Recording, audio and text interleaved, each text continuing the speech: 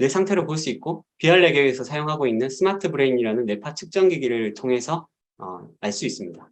물론 이제 전적으로 이걸 가지고 메타인지의 능력이 몇 점이다라고 평가를 할 수 있는 건 아닙니다. 근데 이제 제가 좀 전에 말씀드렸던 어떤 메타인지의 배경이 되는 부분, 메타인지가 일어날 수 있도록 하는 상태에 대한 부분을 알고 뇌파를 보면은 현재 이 아이가 보여주는 뇌파 양상에서 어떻게 훈련하면은 메타인지가 더 발달할 수 있겠다라는 것을 알 수가 있어요. 네. 그래서 이 스마트 브레인이라는 기기가 보여주는 뇌파 측정 결과를 통해서 제가 메타인지 얘기를 좀 해보도록 하겠습니다. 참고로 이 스마트 브레인의 그 특장점은 뭐냐면 아마 시중에 나와 있는 대중화된 기기 중에서 가장 높은 주파수 대역을 측정할 수 있는 기기일 겁니다. 감마파까지 이제 측정이 가능하고 그리고 이제 표준화된 점수를 얘기하기 때문에 그런 부분에 대해서 어떤 상대적인 비교를 하기 용이합니다. 그래서 이런 걸 참고로 해서 이제 뇌파 데이터를 보면서 제가 좀 말씀을 드릴게요. 자, 요거는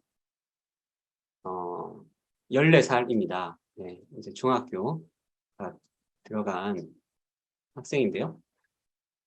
자, 요 상태를 보니까 지금 오늘은 뭐 전체를 다 해석하기는 좀 어렵고 여기 뇌파 리듬 분포 이쪽 부분만 좀 보겠습니다. 어때요? 분포가 보니까? 네, 이건 뭐 그냥 있는 그대로 직관적으로 그냥 보시면 됩니다. 뭐 깊이 있는 해석까지는 네, 안 해도 보면 알 수는 있죠. 자, 그럼 보시면은 이 가운데 구역이 이제 그 표준 범위라고 알고들 계실 텐데요. 이 표준 범위에 대부분의 뇌파가 같이 이렇게 들어 있습니다. 특히 과제 수행을 할 때 이게 들어 있죠. 네. 이 말은 무슨 뜻일까? 네. 즉 뇌가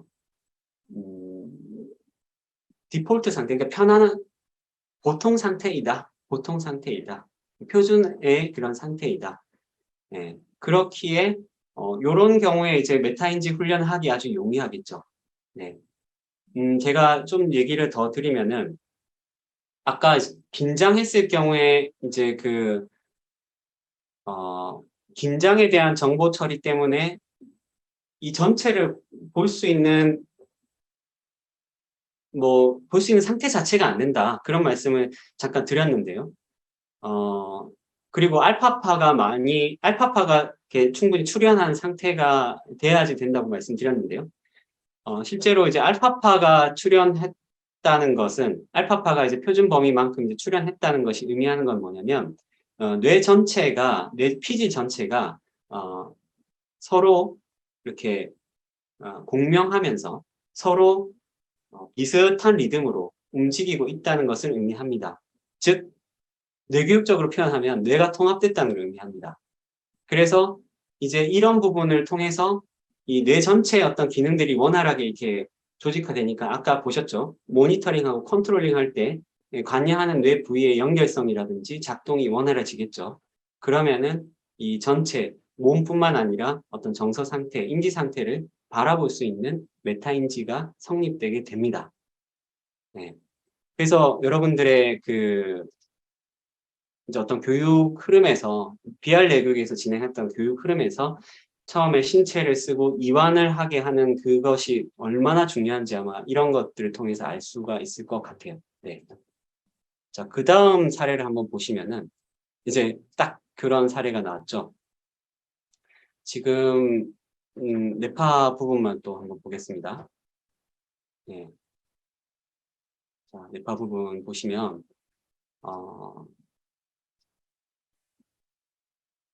여기서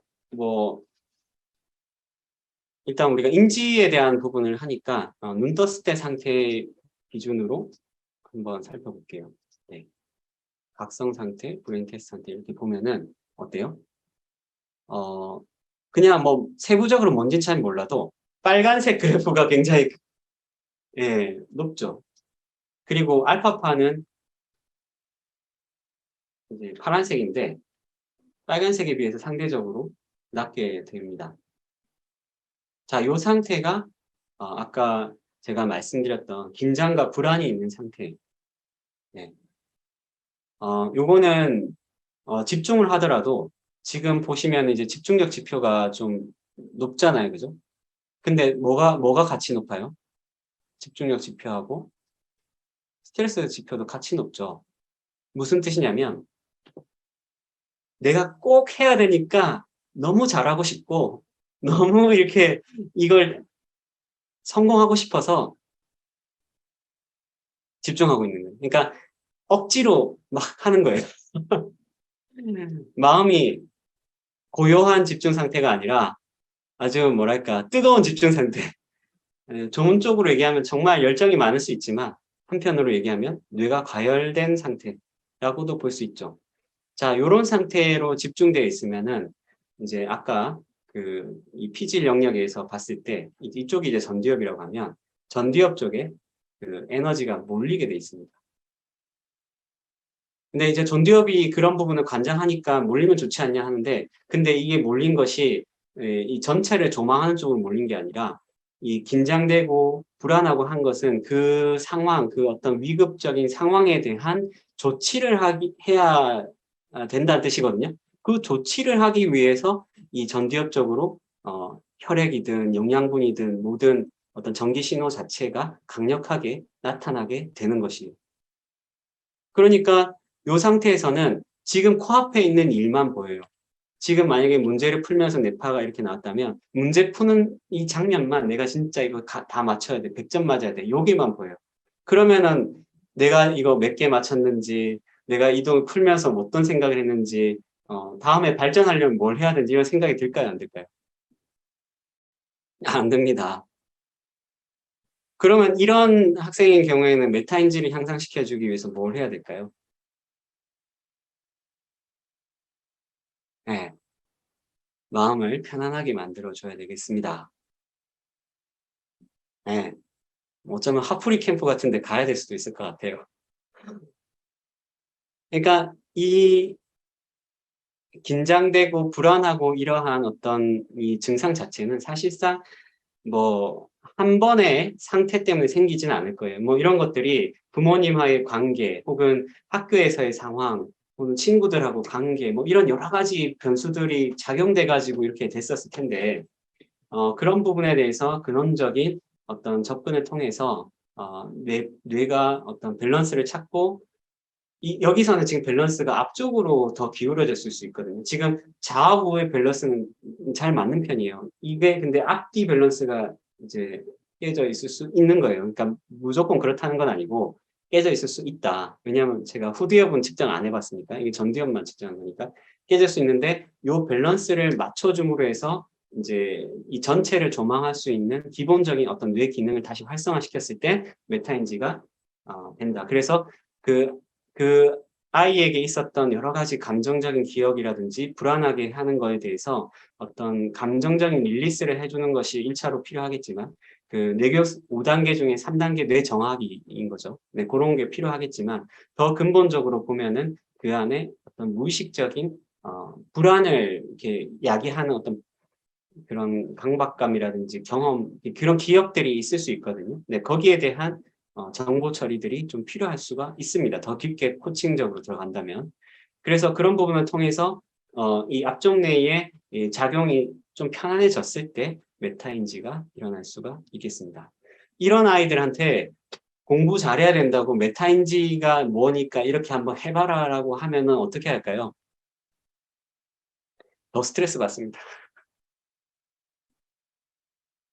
네.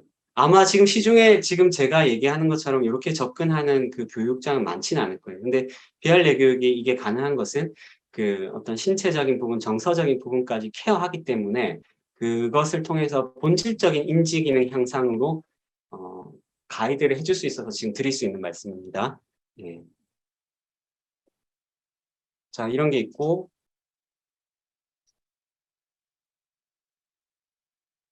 네. 자, 혹시 지금 제가 말씀드리는 내용 중에서 궁금한 내용이 있으시면 채팅창에 질문 주셔도 됩니다. 네. 자, 이제 9살짜리 우리 아이입니다. 자, 보니까 어떤가요, 이 아이는?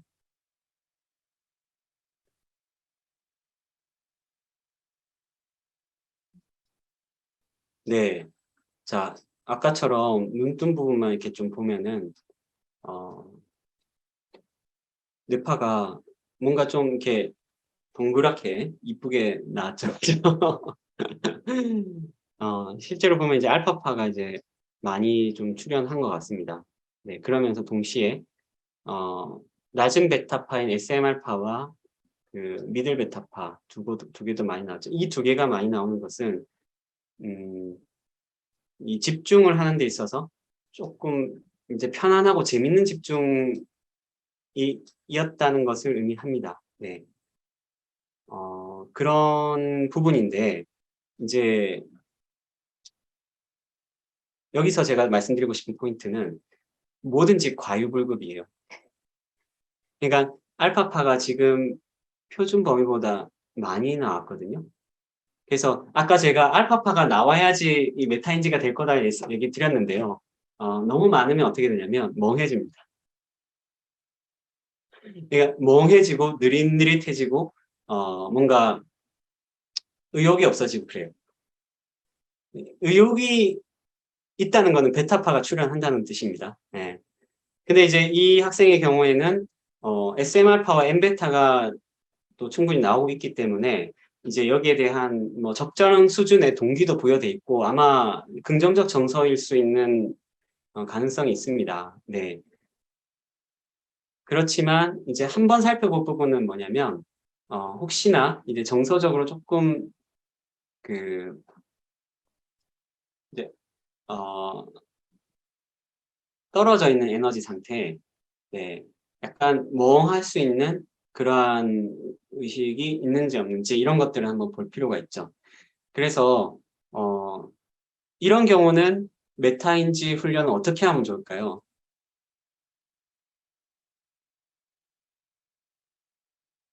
네, 이 지금 이제 각성이 어느 정도 돼 있긴 한데 또 더 실제적으로 조금 더 이제 그 뇌 밸런스를 활성화 밸런스를 좀 맞추기 위해서 조금 더 그 신체 활동 위주의 그 교육이 좀 필요합니다.